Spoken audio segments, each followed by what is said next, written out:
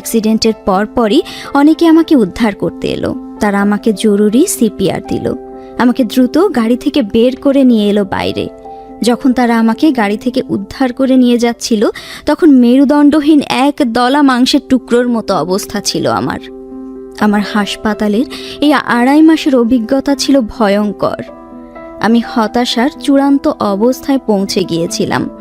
একদিন ডাক্তার এসে আমাকে বলল, আমি শুনেছি তুমি একজন চিত্রশিল্পী হতে চেয়েছিলে, কিন্তু বিয়ে হয়ে যাওয়ায় সেটা আর সম্ভব হয়নি। তোমার জন্য একটা খুব খারাপ সংবাদ আছে, তুমি আর কখনোই ছবি আঁকতে পারবে না।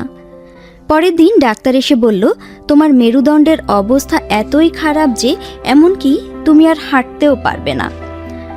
কথাটি শুনে আমি কেবল দীর্ঘশ্বাস ছাড়লাম। তার পরের দিন ডাক্তার এসে বলল, তোমার মেরুদণ্ডের ইনজুরি আর পিঠের হাড়গোড় এক হয়ে যাওয়ায় তুমি আর কখনো মাও হতে পারবে না।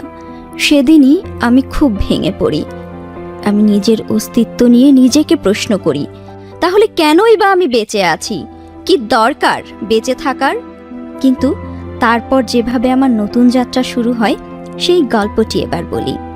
একদিন আমি আমার ভাইদেরকে বললাম, আমি জানি আমার একটি হাত অকেজো, কিন্তু হাসপাতালের এই সাদা দেয়াল আর গায়ের এই সাদা স্কার্ফ দেখে দেখে আমি প্রচণ্ড ক্লান্ত হয়ে গিয়েছি।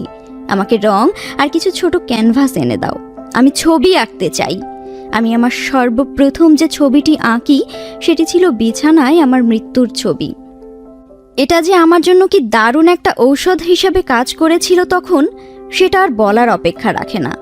নিঃশব্দে যেন আমি আমার হৃদয়ের ছবিটাই ভেতর থেকে বাইরে বের করে নিয়ে এলাম। ছবিতে আমি আমার জীবনের গল্প বলতে পারতাম।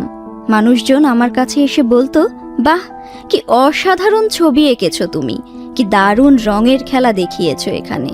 কিন্তু কেউই এর ভেতরের যন্ত্রণাটা দেখতে পায়নি, যেটা শুধুমাত্র আমিই দেখতাম। সেদিন আমি সিদ্ধান্ত নেই, আমি শুধু নিজের জন্য বেঁচে থাকব। আমি আর অন্য কারো জন্য একজন পারফেক্ট মানুষ হতে চাইব না। আমি শুধুমাত্র নিজের জন্যই পারফেক্ট মানুষ হব। আমি আমার ভয়ের সাথে যুদ্ধ করব। তারপর আমি আমার কিসে কিসে ভয় তার সবগুলো একে একে একটি কাগজে লিখে ফেলি। আমি সিদ্ধান্ত নেই আমার এই সকল ভয়কেই একটি একটি করে জয় করব।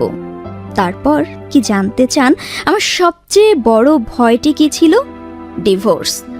কিন্তু আমি যখন ভেবে দেখলাম যে এটা শুধুমাত্র আমার নিজের ভয় ছাড়া আর কিছুই না, তখন আমি নিজেকেই আমার হাজবেন্ডের কাছ থেকে বন্ধনমুক্ত করতে চাইলাম। আমি আমার আবেগের জায়গাটা ঠিক এমনভাবে শক্তিশালী করে ফেলি যে যেদিন আমি শুনলাম সে বিয়ে করতে যাচ্ছে, আমি তাকে একটি ছোট্ট টেক্সট পাঠাই। সেখানে লিখি, আমি খুবই খুশি হয়েছি, তোমার জন্য আমার শুভ কামনা রইল। এবং সে এখনও জানে তার জন্য সব সময় আমার শুভ কামনা আছে। আমার দ্বিতীয় ভয়টা ছিল, আমি আর কখনোই মা হতে পারবো না। এটা মেনে নেওয়াটা আমার জন্য সত্যি খুব কষ্টের ব্যাপার ছিল। কিন্তু আমি এক সময় অনুভব করি পৃথিবীতে এমন প্রচুর শিশু আছে যাদের দায়িত্ব নেওয়া প্রয়োজন। তাই কান্না বা অনুতাপের কিছু নেই। সেখানে গিয়ে একজনকে নিজের সন্তান হিসেবে গ্রহণ করে নাও, ব্যাস। আর যেটা আমি করেছিও। তারপর আমি বিভিন্ন প্রতিষ্ঠানের সাথে নিজেকে যুক্ত করি। অনেকগুলো অরফানেজের কাছে আমি আমার আগ্রহের কথা জানাই। তারপর অপেক্ষা করতে থাকি কবে সেই দিনটি আসবে। 2 বছর পর আমি পাকিস্তানের ছোট্ট একটি শহর থেকে একটি ফোন কল পাই। তারা জানায়, আপনি কি মনিবা মাঝারি? আমাদের কাছে একটি ছেলে শিশু আছে, আপনি কি ওকে নিতে ইচ্ছুক? সেই মুহূর্তে আমি যেন সত্যিকারের প্রসব বেদনাটা অনুভব করেছিলাম।